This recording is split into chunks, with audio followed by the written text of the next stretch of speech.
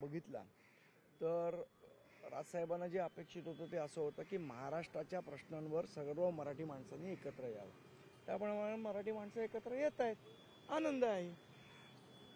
दुसरीकडे पाहिजे मनसेकडनं संघटनात्मक मागणी देखील सध्या आपल्याला सुरू असल्याचं पाहायला मिळतं. काही दिवसांपूर्वी केंद्रीय समितीची देखील घोषणा करण्यात आलेली होती. काही आमच्या केंद्रीय समितीने सन्माननीय नेते अमित ठाकरे असतील, बाळा नांदगावकर साहेब असतील, नितीन सरदेसाई असतील, शिरीष सावंत असतील, बाकी सगळे जे नेते मंडळी जे केंद्रीय समिती जी नेमलेली होती साहेबांनी, आणि जवळजवळ पूर्ण मुंबईभर गटाध्यक्ष असतील, उपशाखाध्यक्ष असतील, विभागाध्यक्ष असतील, उपविभागाध्यक्ष असतील, महिला पुरुष दोन्हीच्या मिळून जवळजवळ 800च्या वर बैठका आमच्या आत्तापर्यंत झालेल्या आहेत. या बैठकांचा जो अहवाल आहे तो देण्यासाठी आणि त्या अहवालावर चर्चा करण्यासाठी आजची ही 3 दिवसाच्या मॅरेथॉन बैठका या सन्माननीय राजसाहेबांनी आयोजित केलेल्या आहेत. आज, उद्या आणि परवा 3 दिवस या बैठका असतील. त्यामध्ये या सगळ्या गोष्टींचा आढावा घेतला जाईल.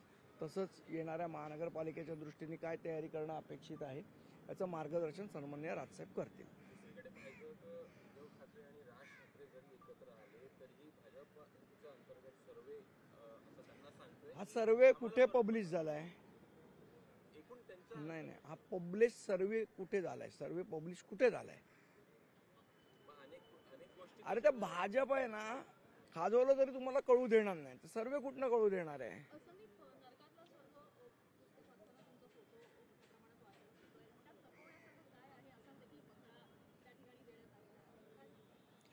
हा, म्हणजे पुस्तक वाचतो याच्यात लपवण्यासारखं काहीच नाही, एवढंच माझं म्हणणं आहे त्याच्यामध्ये. नाही, मी पूर्ण पुस्तक माझं अजून वाचून न झालं. काल मी नाशिकला होतो, आज बैठका पण आहेत. माझं वाचून झालं की माझा सविस्तर अभिप्राय मी संजय राऊत साहेबांना पत्र लिहून कळवणार आहे.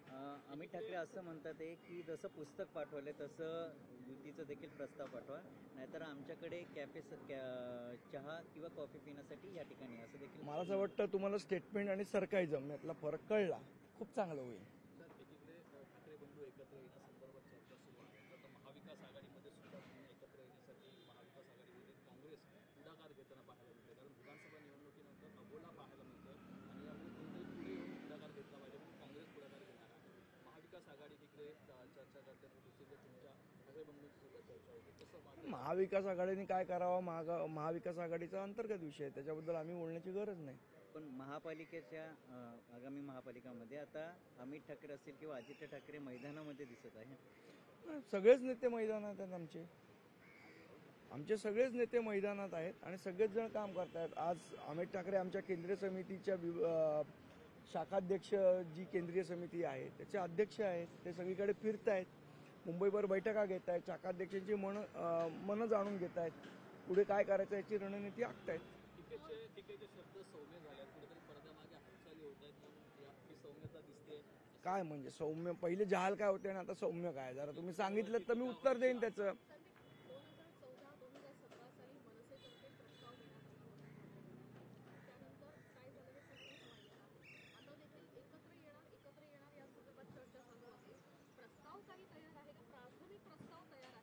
कोणाकडे? का? आमच्याकडनं का? कोण बोलतंय मला सांगा? रोज सकाळी 9 वाजता भोंगा कोण वाजवत आहे? आम्ही वाजवतोय का ते वाजवत आहे? जे भोंगा वाजवतात त्यांनी प्रस्ताव तयार करावा. प्रश्न असा आहे की जरी का बोलणं होत असलं किंवा सकारात्मक असलं, आमच्यामध्ये त्यांच्यामध्ये कुठलीही चर्चा चालू नाहीये. अत्यंत पक्षाचा नेता म्हणून जबाबदारीने मी तुम्हाला सांगतोय. अजून काय?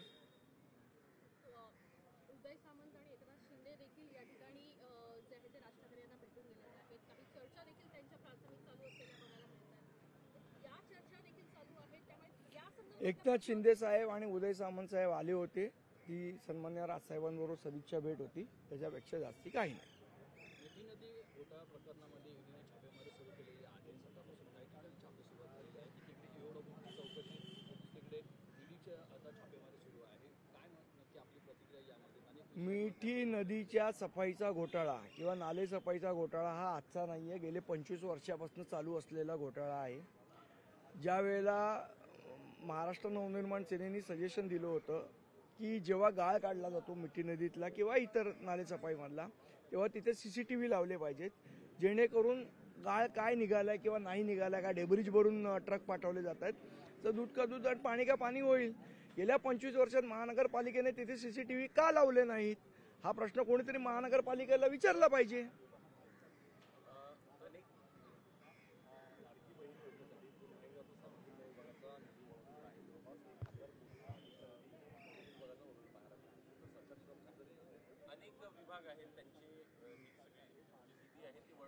बघा, लाडकी बहीण योजनेच्या संदर्भात सन्माननीय राजसाहेबांनी फार पूर्वी, म्हणजे जेव्हा ती योजना जाहीर झाली तेव्हा सांगितलं होतं की लोकांना पैसे वाटण्यापेक्षा लोकांना पैसे कमवण्याचं साधन उपलब्ध करून देणं हे सरकारचं काम आहे. मला असं वाटतं आजही सरकारने त्यातनं बोध घेतला पाहिजे अशी आमची अपेक्षा आहे. पण एक कारण सरकारकडनं असं दिलं जातं की प्रत्येक विभागाला हे अधिकचा निधी दिला जातो आणि बघा, असं आहे, अजित पवार साहेब बोलले होते की आमच्याकडे निधीची कमतरता नाही, आम्ही पुढच्या 2 वर्षाचं सगळी तरतूद केली आहे. बोलले होते की नाही, तुमच्यासमोरच बोलले होते की नाही. मग याचा प्रश्न अजित पवारांना विचारला पाहिजे, जर त्यांनी उत्तर दिलं तर.